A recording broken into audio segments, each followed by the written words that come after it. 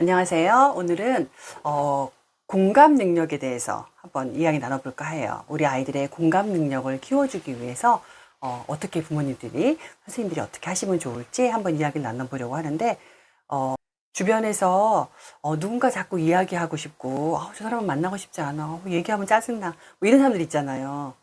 보통 이야기 자꾸 하고 싶은 사람은 누군가 하면 보통은 말을 잘 들어주는 사람, 그리고 내 말에 공감을 잘해주는 사람, 이런 사람하고 자꾸 이야기하고 싶고 관계를 이어가고 싶거든요.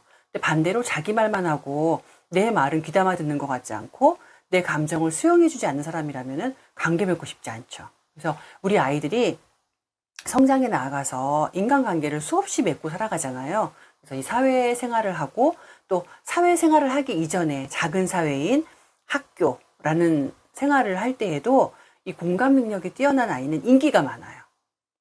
지금 저희 어린이집에서도 보면은 4살, 5살 이렇게 어린 아이들도 보면은 인기가 많은 친구가 있어요. 그 아이는 다른 친구 의견을 잘 수용해주고 또 자기 의사는 또 그렇다고 해서 자기 의사를 얘기 안 하는 게 아니라 얘기도 해요. 얘기도 하는데 친구의 말을 잘 들어주고 존중해주는 그런 친구들이거든요. 그런 친구들이 인기가 많아요.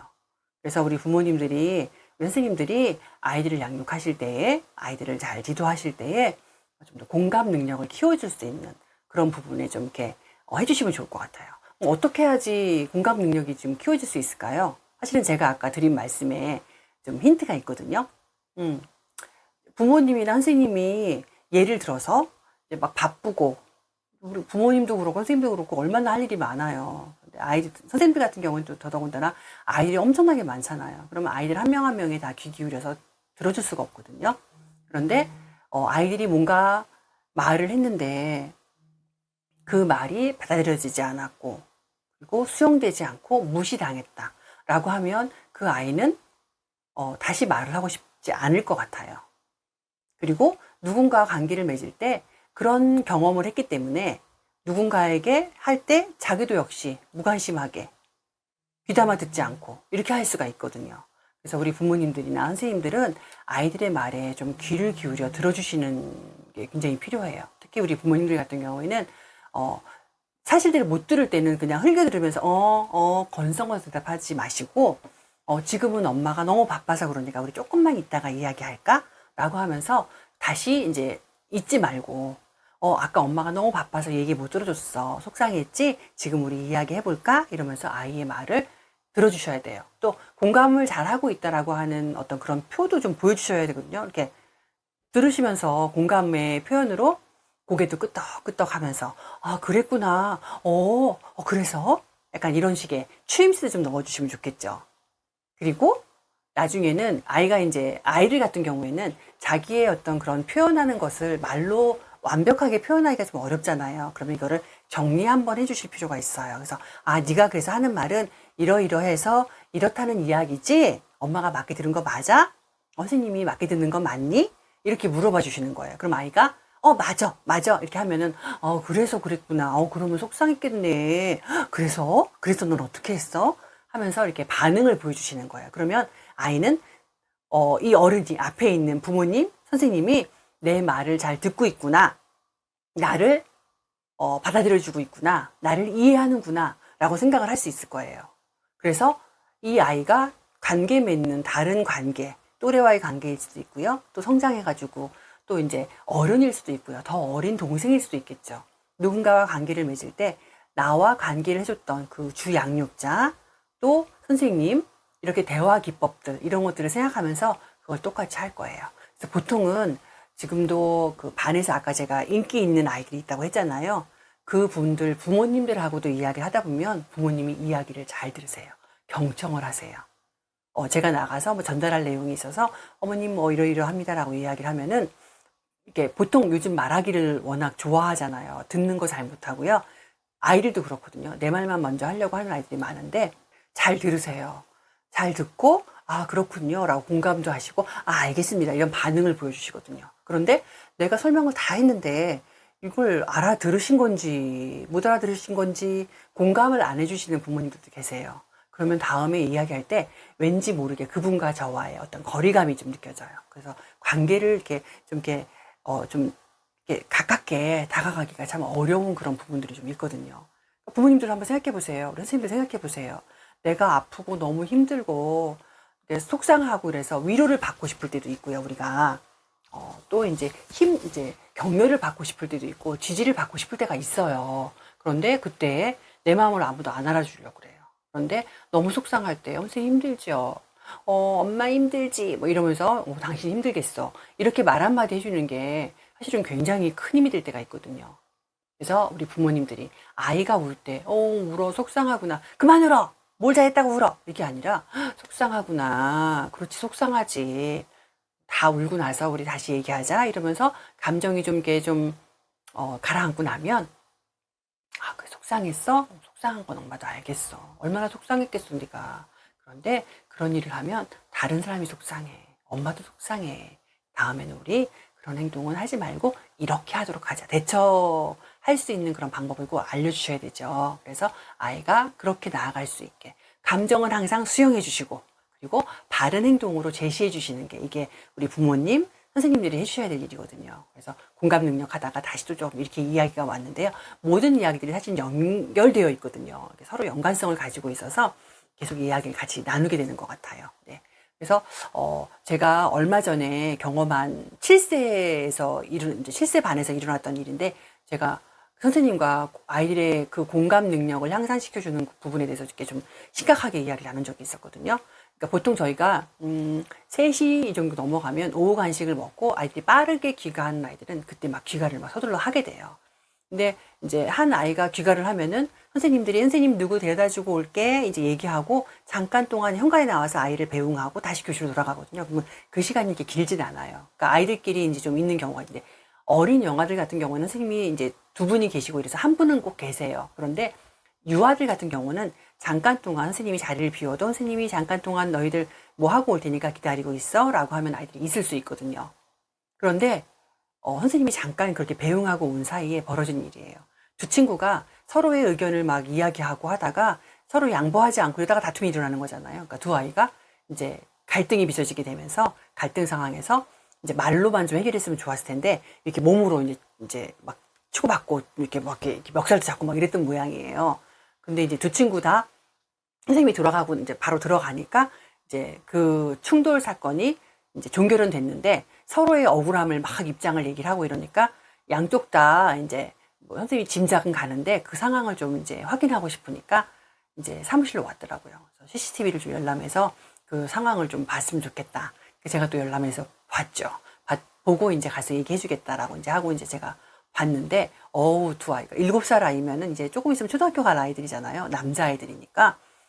서로 원하는 뭔가가 이제 하나가 있는데 그걸 서로 가지려고 하는 어떤 그런 상황에서 양보하지 않으려고 하다 보니까 이제 사실은 둘 다 서로 이제 누가 먼저 말로 공격을 했건 몸으로 공격을 했던 공격은 한 거예요. 둘 다 서로 왔다 갔다 한 거니까. 근데 얘가 먼저 그랬니 제가 먼저 그랬니 이러면서 이제 다툼이 이제 선생님께는 그렇게 얘기를 했나 보더라고요.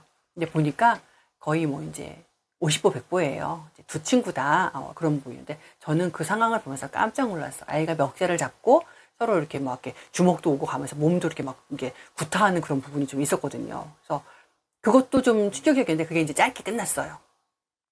근데 주변에 있는 친구들의 반응이요. 너무 깜짝 놀랐어요. 주변에 있는 친구들의 반응이요. 너네들은 사우나 보다 쳐다보고 그냥 안 말려요. 그리고 자기네 할 일을 하는 거예요. 제가 너무 놀랐어요. 그 반응을 해서 한참 그 뒤까지 계속 봤거든요. 선생님이 들어가기 직전까지 그 모습을 이렇게 한참 봤는데, 선생님이 들어가도 그 직접 다툼을 했던 그 친구들이 선생님한테 이야기를 하지 옆에 있는 아이들은 그걸 얘기를 하질 않는 거예요. 너무 깜짝 놀랐어요. 보통이라면은 옆에서 아이들이 말리고 그리고 선생님이 들어가면 쟤네들이 이렇게 싸웠어요 하면서 이렇게 이야기도 하고 도움을 청하는 그런 모습들이 보이거든요. 근데 그러질 않은 거예요. 제가 선생님과 이야기하면서 반 아이들과 선생님이 반 운영을 어떻게 해나가고 있는지 아이들과 좀 이야기를 나누면서 방향을 다시 한번 설정하셔야 될 필요성이 있을 것 같아요 라고 하면서 이야기를 했어요. 그래서 담임 선생님이 잠깐 자리를 비울 때가 있잖아요. 선생님이 또 화장실도 가셔야 되고 뭐 급간식 시간에 이제 잠깐 뭐 이제 다 먹고 나면은 퇴식을 위해서 갔다가 놀 수도 있고 뭐 잠깐 자리를 비운단 말이죠. 근데 그때마다 선생님이 없다고 위험한 상황이 되면 안 되는 거잖아요. 그러니까 특히나 이제 7살 정도 되면은 어느 정도는 이렇게 질서 있게 생활할 수 있는 아이들이거든요. 그래서 선생님 좀 심각하게 생각해 보시고 아이들이 왜 다른 사람의 일에 저렇게 신경을 안 쓰는지, 우리는 공동체로서 한 집단을 형성하고 있어서 공동체 의식을 가져야 하는데 왜 그러지 않은지, 이거에 대해서 아이들과 이야기 나누면서 친구는 도와줘야 되는 존재이고 누군가 도움이 필요할 때는 서로서로 도와야 하는 그런 것에 대해서 관계성에 대해서 한번 이야기를 한번 해봐라 라고 하는 이야기를 했어요. 그러면서 제가 그 몇 년 전에 있었던 일이 생각이 났거든요. 선생님께도 그 말씀을 드렸거든요. 한 친구가 6살이었어요. 6살 여자친구였는데 이 친구가 발작을 하는 친구였는데 보통은 열 경기를 하면서 이렇게 경련이 일어나고 하는 경우에는 보통 전조 증상이 있어요. 막 열이 오른다거나. 근데 이 친구는 열도 없는 상황에서 조용히 갑자기 이렇게 경련을 일으켜요. 너무 무섭더라고요. 담임 선생님이 걱정이 너무 많이 되는 거예요. 그래서 6살이니까 이제 귀가시라든지 잠깐 자리를 비우잖아요. 근데 선생님이 유심히 그 친구를 항상 눈여겨보고 하긴 하되 잠깐이라도 자리를 비울 때 걱정이 되니까 이제 전체 아이들을 놓고 우리 친구 중에 이 친구는 이렇게 너희들 도움이 필요해. 잘 놀다가 갑자기 이렇게 약한 부분이 나타나서 이럴 수가 있으니 원인을 찾고 있는 중인데 우리가 아직 파악을 못했어. 병원에 선생님이 지켜보는 중이래. 아직은 잘 모르겠어. 라고 해서 이제 아이들에게 도움을 청했어요. 그래서 정말 그런 일이 벌어진 거예요. 선생님이 잠깐 교실을 비운 사이에 1, 2분 되는 그 사이에 옆에서 소꿉놀이 하는 그 역할 영역에서 소꿉놀이를 막 하고 있는 친구 중에 갑자기 놀이를 하다가 아이가 갑자기 옆으로 픽 쓰러진 거예요. 옆에서 놀고 있는 친구가 선생님이 없으니까 어떻게 해요? 선생님이 그때 교육을 시켰대요. 선생님이 만약에 자리에 있으면 선생님 하고 불러주고 선생님이 자리에 없을 때는 바로 옆으로 이제 커넥트 문이 있었거든요. 도어가 있었거든요. 그래서 그 옆반으로 가서 선생님 우리 반 도와주세요 이렇게 얘기를 하라고 교육을 시켰거든요. 그래서 옆반 선생님이 오고 그래가지고 바로 사무실로 오고 그래서 아이를 데리고 와서 또 이제 병원으로 저희가 가고 뭐 이런 이렇게 했고 근데 그 사이에 또 이제 아이가 괜찮아져가지고 이제 그 아이는 이제 그 졸업할 때까지 저희가 이제 늘 걱정을 하고 조심해서 이제 아이를 지켜보던 그런 아이였는데 이렇게 위험으로부터 아이가 도움을 받는 이런 상황도 있는데 아이들이 서로의 문제를 서로의 일에 다른 사람 타인의 일에 관심을 갖지 않고 그 사람 입장에 생각해 보지 않는다면 이 공감 능력이라는 거는 있을 수가 없는 거겠죠. 그래서 제가 그 사건도 이야기를 해주면서 아이들이 서로 협력할 수 있게 선생님이 그 능력을 좀 키워주셔야 된다. 이거 지금 심각하게 받아들이고 우리 이게 요 한 사건으로만 볼 것이 아니라 반 전체의 어떤 그런 방향성에 대해서 한번 생각해 보자라고 하는 이야기도 나눈 적이 있었거든요. 그래서 우리 부모님들, 선생님들이 아이의 공감 능력을 길러주시려면 아이에게 그 감정의 상태에 대해서 알아채 주시고 먼저 알아챔이 있어야 되거든요. 관찰하시면서 알아채고 이해해주고 그래야지 아이가 그 경험을 통해서 다른 사람에게 똑같이 그렇게 그 능력을 나타낼 수 있게 성장할 수 있을 것 같거든요. 그래서 우리 아이들의 공감 능력을 좀 길러줄 수 있었으면 좋겠습니다. 우리 시대가 지금 개인적인 중심으로 많이 돌아가고 있죠. 개인주의가 성행하고 집단주의 어떤 이타적인 어떤 그런 부분에서 되게 약해져 가고 있는 사회의 흐름이긴 해요. 하지만 이 추세에 맞춰서 갈 것이 아니라 아이들에게 이타적인 어떤 마음으로 상대방의 마음을 헤아려 보고 상대방의 입장에서 생각해 보는 이런 공감 능력은 정말 키워줘야 되는 능력 중에 하나가 아닌가 생각을 해봅니다. 그래서 함께 살아가는 이 사회 속에서 더불어가는 사회 속에서 공감 능력이 뛰어나서 누군가의 어느 집단에 가든지 어느 사회에 속하든지 꼭 있어야 되는 사람 그런 능력 있는 그런 공감 능력이 뛰어난 아이들로 성장할 수 있도록 부모님들, 선생님들 힘내주시기 바랍니다. 감사합니다.